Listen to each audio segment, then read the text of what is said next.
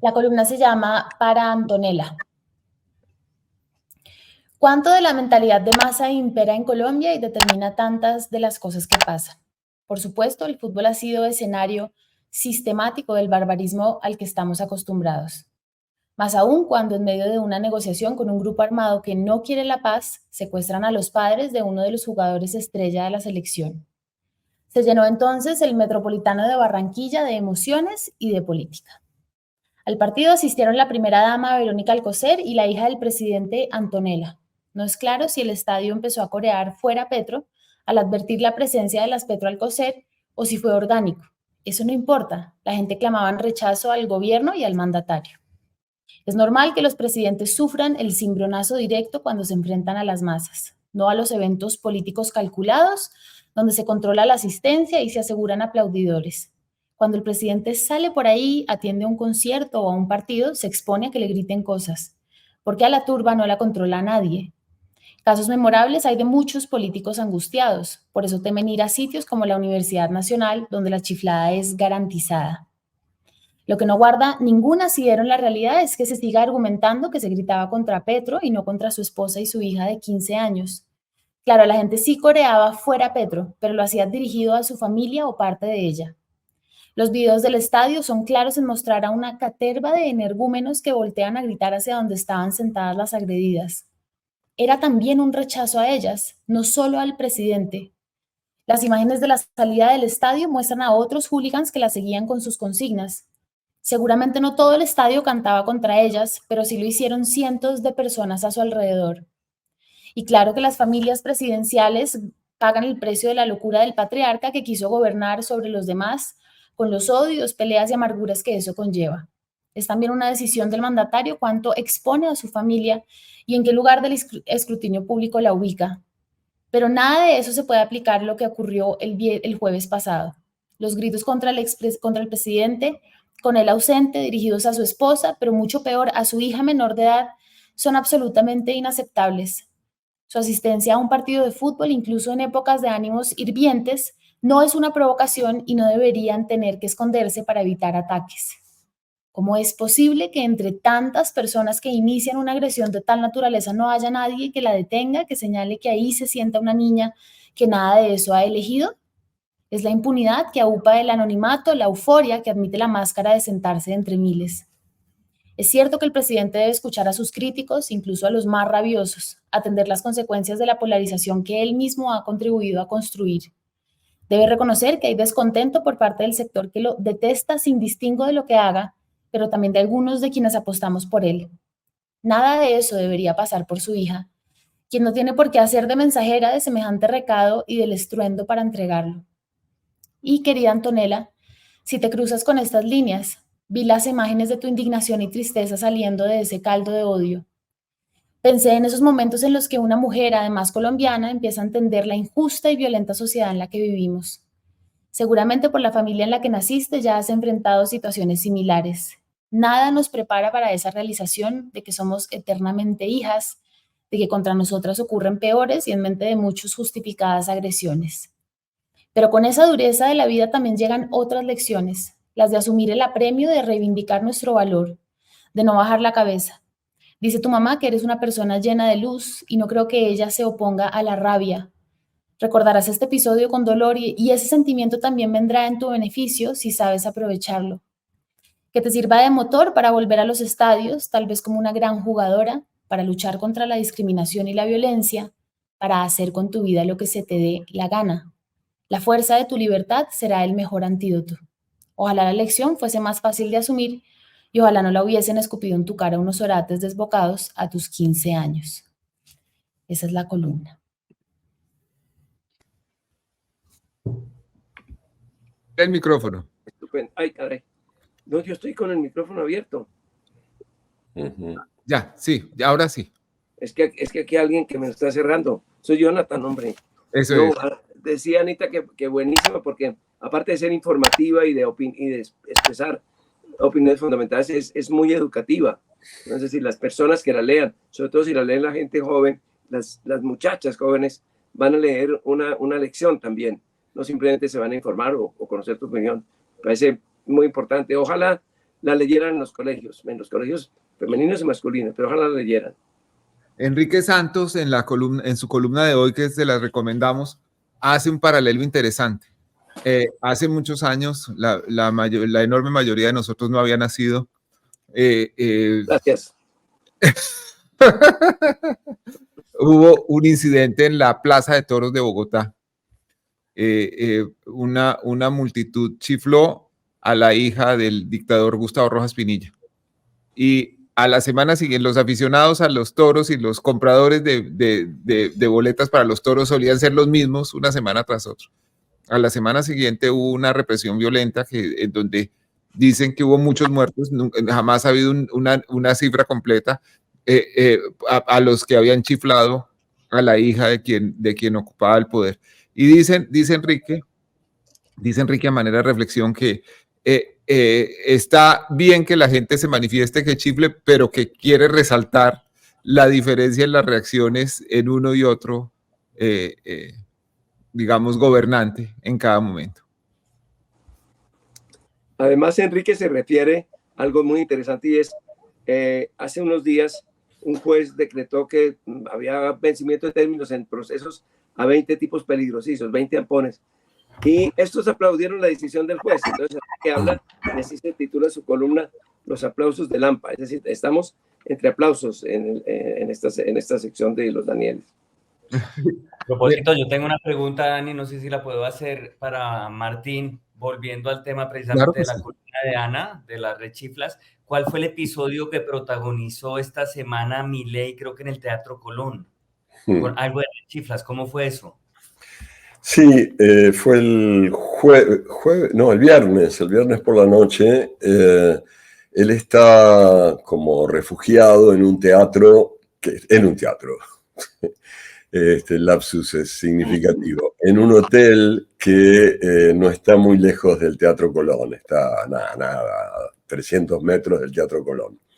Y se ve que en algún momento se aburría porque fue a ver Madame Butterfly al Teatro Colón, pero no desde el principio, en el intermedio. Llegó en el medio. Quizás, qué sé yo, no querría verlo todo o conocer. Yo había visto la primera parte. Seguramente, ya debía conocer también la historia, que para qué aburrirse viéndola de nuevo, etcétera. Todos sabemos, una geisha ahí, que bueno, en fin, esas cosas. Y entonces, ¿para qué ver tanto, no? Pero bueno, llegó por la mitad.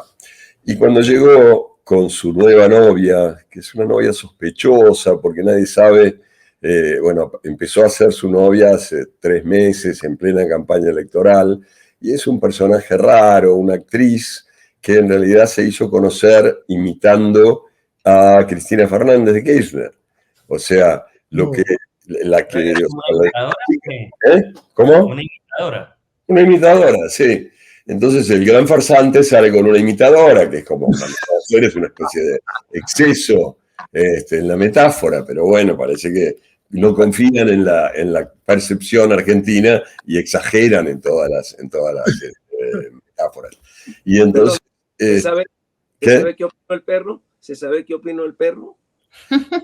Parece que ha dado su bendición. Lo que no se sabe es si va a canonizar a la imitadora, y si la canoniza, la canonizará como qué santa, porque puede imitar a miles de santas. Hay algunas que son mejores para imitar que otras. Por ejemplo, no sé, pienso en Santa Úrsula, que llevaba sus tetas en una bandeja. Si le piden que imite eso, la verdad que es un poco... en fin, no me hagan caso. En fin, me fui por cualquier lado. La cosa es que llegaron, ¿no? Llegaron ahí al intermedio del Teatro Colón, cuando estaban por retomar la segunda parte de Madame Butterfly, y alguna gente, bastante por lo que se veía en los videos, le empezó a gritar, primero, Milei basura, vos sos la dictadura. Cosa que tiene que ver con su... yo no sé si llamarlo reivindicación, pero coincidencia muy fuerte con ciertas cosas de la dictadura militar del año 76. Fue muy curioso cuando hace un mes y medio o así, en uno de los primeros, en el primer debate presidencial con todos los candidatos, le preguntaron por la dictadura militar y él dijo, las exactas mismas palabras que había dicho el almirante Macera, el peor de todos los asesinos, en su juicio en 1985. Dijo, esto fue una guerra y como en todas las guerras hubo errores y excesos. Milei en el debate dijo exactamente lo mismo, lo cual lo ponía en un lugar un poco inquietante para la sociedad argentina, y su candidata a vicepresidenta, como decíamos recién, es una mujer cuya única militancia ha sido de reivindicación de los militares presos por sus actuaciones en el genocidio de 1976-1980. Entonces le gritaban esto, le gritaban Milei basura, vos sos la dictadura, y alguna otra cosa más. Y bueno, y tardaron unos minutos en calmarse y ahí pudo empezar de nuevo la función. No fue nada notable. Lo único raro es que el Teatro Colón es un lugar muy de, qué sé yo, la clase media alta y alta porteña, ¿no? Digo, no es un lugar en absoluto ni popular, ni izquierdista, ni nada por el estilo. Entonces, que fuera rechazado así allí, bueno, tiene cierto sentido curioso, ¿no? Sí, y también puede ser un preámbulo de lo que significa su gobierno, porque estas personas que llegan por rechazo al otro candidato generalmente tienen lunas de miel cortas, pero se siguen imaginando que cabalgan en un electorado propio y no en el del rechazo al contradictor. Quería hacer un paréntesis en la política, ya que tocaste el tema de los juicios a los militares, para preguntarte por algo que me da curiosidad y que no tiene que ver necesariamente con la elección de hoy, que es tu opinión sobre la película argentina 1985, que estuvo sonando mucho para el Oscar, que yo la vi 4 veces, obviamente aprecio mucho la calidad narrativa, pero sé que hay controversia política sobre esta película de Mitre, y quería oír tu concepto sobre esta película. Mira, justamente hace 8 días hablábamos de ella con Ricardo Gil Lavedra, que es el presidente de verdad del jurado que condenó a los militares en 1985. Él acaba de sacar un libro que se llama algo así como La burbuja de los astronautas, donde cuenta toda la cocina del jurado de ese largo juicio, y juicio tan absolutamente recordado. Y yo le preguntaba y él me decía, bueno, me parece muy bien que se haya hecho esa película, porque ahora muchísima gente que no tenía ni idea de que eso había sucedido, no solo fuera de la Argentina, sino en la Argentina, la mayoría de los menores de, no sé, 40 años o 50 años, bueno, ahora lo saben. Pero, decía él, hay muchas cosas con las que estoy en desacuerdo en cuanto a cómo se cuentan. Y hablamos un rato, pero si quieres que te sintetice las que yo estoy básicamente en desacuerdo, porque bueno, las de Gil Lavedra las dirá Gil Lavedra. A mí me parece que tiene 2 problemas fundamentales, o 3 problemas fundamentales la película. Una es que está armada muy hollywoodiana, entonces parece que todo el tema del juicio sucede porque hay un grupito de jóvenes entusiastas y un fiscal sin miedo que dicen vamos a hacerlo porque debemos hacer eso, esa cosa de pequeño heroísmo a la americana, cuando en realidad el juicio, las razones básicas del juicio fueron 2. Fue que había mucha gente en la calle reclamándolo todo el tiempo, y fue que el doctor Raúl Alfonsín, entonces presidente, estaba convencido de que había que hacerlo. Y fue él el que lo movilizó y que lo puso en marcha. Entonces, adjudicarle eso a las buenas intenciones de un fiscal y un grupito de muchachos parece muy reductor en cuanto a la historia. Y por otro lado, hay algo que sí me parece feo, porque esto puede haber sido, bueno, un problema del género, Hollywood es así, etcétera, ¿no? Pero hay algo que me parece muy feo, que es que al final de la película, no sé si se acuerdan, hay unos títulos donde dicen que el gobierno de Alfonsín, este mismo gobierno bajo el cual se había condenado a prisión perpetua a Macera, a Videla y a otros militares más, dio las leyes, unas leyes de obediencia debida y de punto final, que eran leyes que terminaban, por lo menos provisoriamente, con los juicios a los militares. Y esto lo dice una leyenda al final de la película, blanco sobre negro, y curiosamente lo que no dice es que en 1991 el gobierno peronista de Carlos Saúl Menem indultó a Macera y a Videla, que es mucho más que dar una ley de punto final o para que no se juzgue a los coroneles. Es cargarse ese juicio histórico y dejar libres a los genocidas que habían sido condenados a prisión perpetua. Entonces, ahí hay como un sesgo muy pro-peronista, digamos, al dejar de lado que fue un gobierno peronista el que soltó a los peores, que la verdad que un poco desmerece todo el armado de la película, ¿no? Martín Caparrós, de eso que está diciendo, entonces, ¿qué cree que significa que ahora que cumple la Argentina 40 años de democracia se enfrentan como a este abismo? ¿Qué quiere decir como este ciclo de las cosas para usted? Mira, por decirlo de una manera así como muy quizás sintética y esquemática, lo que significa es que claramente la democracia no ha producido en la Argentina lo que esperábamos de ella. Recién hablábamos del doctor Alfonsín, el primer presidente democrático, que tenía una frase que era prácticamente su eslogan de campaña, que era: con la democracia se come, con la democracia se cura, con la democracia se educa. Y todos de algún modo creíamos eso, más allá del alivio enorme que era para los que entonces ya éramos personas adultas, bueno, que se acabara una dictadura que había sido muy, muy cruel, que había matado a mucha gente, que nos había obligado a muchos a dejar el país, etcétera, etcétera. Pero entonces, en cambio, ahora las personas que tienen, yo no sé, una vez más de 40 o 50 años, para ellos la democracia no ha sido más que ese sistema en el que han vivido bastante mal todas sus vidas, ¿no?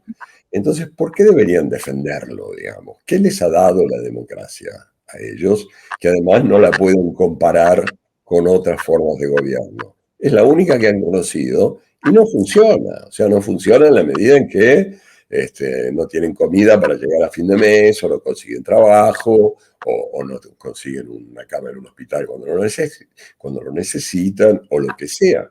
Entonces, insisto, si la democracia no ofrece razones para creer en ella, bueno, no es de extrañar que tanta gente no lo haga, ¿no?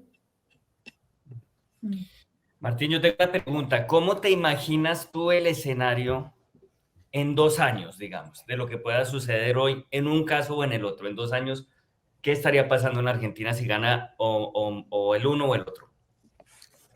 Mira, me parece genial que me preguntes cómo serían 2 años, porque si me hubieras preguntado cómo serían 2 días, te diría que ni puta idea, y en 2 semanas tampoco. Así que te puedo decir más o menos lo mismo ahora, para 2 años.